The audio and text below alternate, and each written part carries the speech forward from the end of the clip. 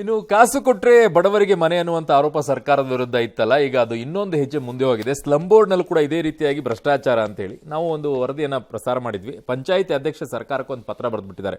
ಯಲಹಂಕದಲ್ಲಿ 60 ಎಕರೆ ಜಮೀನೆಲ್ಲ sale ಆಗೋಗ್ಬಿಟ್ಟಿದೆ, ಅಲ್ಲಿ ಮನೆಗಳನ್ನೆಲ್ಲ ದುಡ್ಡು ಕೊಟ್ರೆ ಕೊಡ್ತಾ ಇದ್ದಾರೆ ಅಂತೇಳಿ ಪಾಪ ಅವರು ಪತ್ರ ಬರೆದ್ಬಿಟ್ಟಿದ್ದಾರೆ. ಈಗ ಅಬ್ಬಯ್ಯ ಅವರು ಪ್ರತಿಕ್ರಿಯೆ ಕೊಟ್ಟಿದ್ದಾರೆ, ಅಧ್ಯಕ್ಷರು, ಆ ಬೋರ್ಡ್ನ ಅಧ್ಯಕ್ಷರು. ವಿಷಯ ಎಲ್ಲ ಗೊತ್ತಾಗಿದೆ, 2 ದಿನದಲ್ಲಿ ತನಿಖೆ ಮಾಡಿ ವರದಿ ತಗೊಳ್ತಾರಂತೆ. ಮಾಡಿ ಯಾರು ತಪ್ಪು ಮಾಡಿದ್ದಾರೆ ಅವ್ರ ಮೇಲೆ ಕ್ರಮ ತೆಗೆದುಕೊಳ್ಳೋಣ, ಅಷ್ಟೇ ಸಿಂಪಲ್. ತಗೊಂಡು ಅವ್ರನ್ನು ಕ್ಯಾನ್ಸಲ್ ಮಾಡಿಬಿಡೋಣ, ಆಮೇಲೆ ನುಂಗಿ ಬಿಟ್ಟು ಕೂತ್ಕೊಳ್ಳೋಣ. ಅಲ್ಲಿಗೆ ಮುಗೀತು ಸರ್. BJP ರಾಜ್ಯಾಧ್ಯಕ್ಷರ ಆಯ್ಕೆ ವಿಚಾರದಲ್ಲಿ ಹೈಕಮಾಂಡ್ ಮಹತ್ವದ ನಿರ್ಧಾರ ತಗೋತಾರಂತೆ. ತಗೊಳ್ರಯ್ಯ, ಯಾವ ನಿಮ್ಮನ್ನು ತಡೆದಿದ್ದೀವ? ಒಳ್ಳೆ ಕಥೆ ಆಯ್ತು. ಏನು ಶುಭಾಂಶು ಶುಕ್ಲಾ ಅಂತರಿಕ್ಷದಲ್ಲಿ ಬಾಹ್ಯಾಕಾಶ ನಿಲ್ದಾಣದಲ್ಲಿ ಕಾಯ್ತಾ ಕೂತಿದ್ದಾರಂತೆ ನಿಮ್ಮ ತೀರ್ಮಾನ. ನಿಮ್ಮದು ಒಂದು ಪಾರ್ಟಿ ಸ್ಟೇಟ್ ವಿಚಾರದಲ್ಲಿ. ಯಾರನ್ನೋ ಒಬ್ರನ್ನ ತಗೊಳ್ಳಿ, ಯಾರೋ ಒಬ್ರನ್ನ ಮಾಡಿ, ಬೇಕಾದರೆ ಮಾಡ್ಕೊಳ್ಳಿ, ಸಾಕಿದ್ರೆ ಬಿಟ್ಕೊಳ್ಳಿ, ಹೋಗ್ರಿ. ಎಸ್. ಇನ್ನು ಕೋಲಾರ ಹಾಲು ಒಕ್ಕೂಟದ ಆಡಳಿತ ಮಂಡಳಿಯಲ್ಲಿ ಚುನಾವಣೆಯಲ್ಲಿ ರೈತರ ಬದಲಾಗಿ ಶ್ರೀಮಂತರು ರಿಯಲ್ ಎಸ್ಟೇಟ್ ಉದ್ಯಮಿಗಳು ರಾಜಕೀಯ ಎಲ್ಲ ಪ್ರವೇಶ ಮಾಡಿಬಿಟ್ಟಿದ್ದಾರೆ.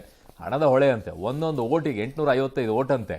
ಒಂದೊಂದು ಓಟಿಗೆ 2 ಲಕ್ಷದಿಂದ 7 ಲಕ್ಷ 10 ಲಕ್ಷದವರೆಗೂ ಕೊಟ್ಟಿದ್ದಾರಂತೆ. ಕುಕ್ಕರು, ಚಿನ್ನದ ಉಂಗುರ, ಬೆಳ್ಳಿ ತಟ್ಟೆಗಳನ್ನ ಏನು ಬೇಕು ಜನಕ್ಕೆ ಕೊಟ್ಟರು.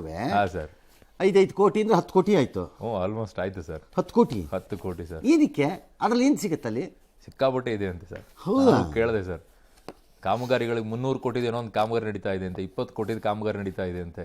ಆಮೇಲೆ KMF ಗೆ ಅಧ್ಯಕ್ಷರಾಗಬೇಕು ಅಂದ್ರೆ ಇದಾದ್ರೆ ಬಹಳ ಹೆಲ್ಪ್ ಅಂತೆ. ಕಾಂಗ್ರೆಸ್ BJP ನಡುವೆ ಜದ್ದಾಜಿದ್ದಿ ಅಂತೆ ಸರ್ ಇಲ್ಲಿ. ಹೌದಾ?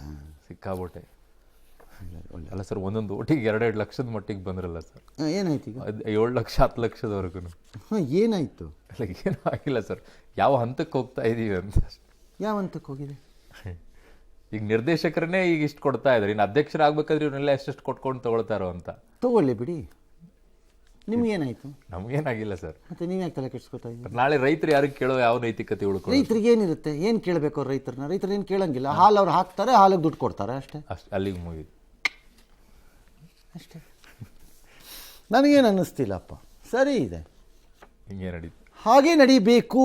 ಬಟ್ ಅದನ್ನು ಅಧಿಕೃತ ಮಾಡೋದೇ ಒಳ್ಳೇದಲ್ಲ ಸರ್. ಲೀಗಲ್ ಆಗಿ ಡಿಫರೆಂಟ್ ಇಶ್ಯೂ, ಅದು ಬೇರೆ ವಿಚಾರ. ಬಟ್ ಹಾಗೆ ನಡೀಬೇಕು. ಸರಿ ಇದೆ. ಕರ್ನಾಟಕಕ್ಕೆ ಸರಿ ಇದೆ. ಕರ್ನಾಟಕಕ್ಕೆ ಕರ್ನಾಟಕಕ್ಕೆ ಕರೆಕ್ಟಾಗಿ. CBSE ಕೇಂದ್ರ ಪಠ್ಯದಲ್ಲಿ 10ನೇ ತರಗತಿಗೂ 2 ಎಕ್ಸಾಮ್ ಮಾಡ್ತಾರಂತೆ. ಮೊದಲನೇದು ಕಡ್ಡಾಯ, 2ನೇದು ಮಕ್ಕಳು ಬೇಕಿದ್ರೆ ತೊಗೋಬೋದು, ಸಾಕಿದ್ರೆ ಬಿಡ್ಬೋದು. ಬಿಕಾಸ್ ಮಾರ್ಕ್ಸನ್ನು ಇಂಪ್ರೂವ್ ಮಾಡ್ಕೊಳ್ಳೋಕ್ಕೇನೋ ಮಾಡಿದಾರಂತೆ. ನೋಡೋಣ, ಈ ವರ್ಷನೇ ಮಾಡ್ತಾರೆ ಅದನ್ನು. ಯಾರಿಗೆ ಅಂದರೆ ಯಾರಿಗೆ ಅನುಕೂಲ ಆಗುತ್ತೋ ಅವ್ರಿಗಾಗತ್ತೆ.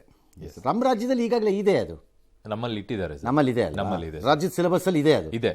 CBSEಯಲ್ಲಿ ಸೇರಿಸಿದ್ದಾರೆ ಸರ್. ಇನ್ನು ಸರ್ಕಾರದ ಎಲ್ಲ ಇಲಾಖೆಗಳಲ್ಲೂ ಕೂಡ ಕನ್ನಡವನ್ನ ಪೂರ್ಣ ಪ್ರಮಾಣದಲ್ಲಿ ಕಡ್ಡಾಯವಾಗಿ ಬಳಸಬೇಕು ಅಂತ ರಾಜ್ಯ ಸರ್ಕಾರದ ಮುಖ್ಯ ಕಾರ್ಯದರ್ಶಿ ಶಾಲಿನಿ ರಜನೀಶ್ ಅವರು ಮಹತ್ವದ ಸುತ್ತೋಲೆ ಹೊರಡಿಸಿದ್ದಾರೆ. ಒಂದು ವೇಳೆ ಈ ಸೂಚನೆಗಳೇನಾದರೂ ಉಲ್ಲಂಘಿಸದೇ ಇದ್ರೆ ಅಂತವರ ವಿರುದ್ಧ ವೈಯಕ್ತಿಕವಾಗಿ ಶಿಸ್ತು ಕ್ರಮ ತಗೊಳ್ತಾರೆ ಅಂತ ಎಚ್ಚರಿಕೆಯನ್ನ ಕೊಟ್ಟಿದ್ದಾರೆ. ಎಲ್ಲವೂ ಕೂಡ ಕನ್ನಡದಲ್ಲೇ ಇರಬೇಕಂತೆ. ಈ ಥರದ್ದು ಪತ್ರಗಳು ತುಂಬಾ ನೋಡಿದ್ದೀನಿ ನಾನು. ಇದೆಂಗೆ ಜಾರಿಗೆ ಬರುತ್ತೋ ಗೊತ್ತಿಲ್ಲ. ಓಕೆ ಮೇಡಮ್, ನವೆಂಬರಿನ ಹತ್ರ ಬಂದಿಲ್ವಲ್ಲ, ಈಗಲೇ ಶುರು ಮಾಡಿ. ಅಲ್ಲ, ಈ ಆದೇಶ ಬಂದಿದೆ. ಏನೋ ಅವ್ರ ಆಸಕ್ತಿಯನ್ನು ಮೆಚ್ಚೋಣ. ಬಟ್ ನಿಮ್ಮ ಆಸಕ್ತಿ ನಿಜವಾಗಲೂ ಸತ್ಯಕ್ಕೆ ಇದೆ ಅಂತ ಅನ್ನೋದೇ ಆದರೆ ತಿಂಗಳಿಗೊಂದ್ಸರಿ ಎಷ್ಟು ಜನದ ಮೇಲೆ ಕ್ರಮ ತಗೊಂಡಿದ್ದೀನಿ ಅಂತ CS ಆಫೀಸಿಂದ ಒಂದು ರಿಪೋರ್ಟ್ ಕೊಡಿ ನೋಡೋಣ. ರಾಜ್ಯದ ಜನರಿಗೆ ಕನ್ನಡವನ್ನು ಬಳಸದ ದ್ರೋಹಿಗಳಿಗೆ, ಕಚಡಗಳಿಗೆ ಮಕ್ಕ ಕೊಡ್ದಿದ್ದೀನಿ ಅಂತ ಅಂದ್ಬಿಟ್ಟು, ಕಪಾಳಕ್ಕೆ ಹಾಕಿದ್ದೀನಿ ನೋಡ್ರಿ ಅಂದ್ಬಿಟ್ಟು ಒಂದು ರಿಪೋರ್ಟ್ ಕೊಡಿ. ಯಾರ ಕೈಲೂ ಕೊಡಿಸಿ, ನೀವು ಕೊಡಿ ಅಂತಲ್ಲ ಮೇಡಮ್. ನಾನು ಸುತ್ತೋಲೆ ಹೊಡಿಸೋದು ಬದಲಾಗಿ ಪ್ರಯೋಜನ ಇಲ್ಲ. ನಾವು ಅವನು ಫೋಟೋ ಹಾಕಿಬಿಟ್ಟು TV ನಲ್ಲಿ ಈ ದ್ರೋಹಿ ಮುಖ ನೋಡಿ ಅಂತ ಹಾಕನ ಕನ್ನಡ ಬಳಕೆ.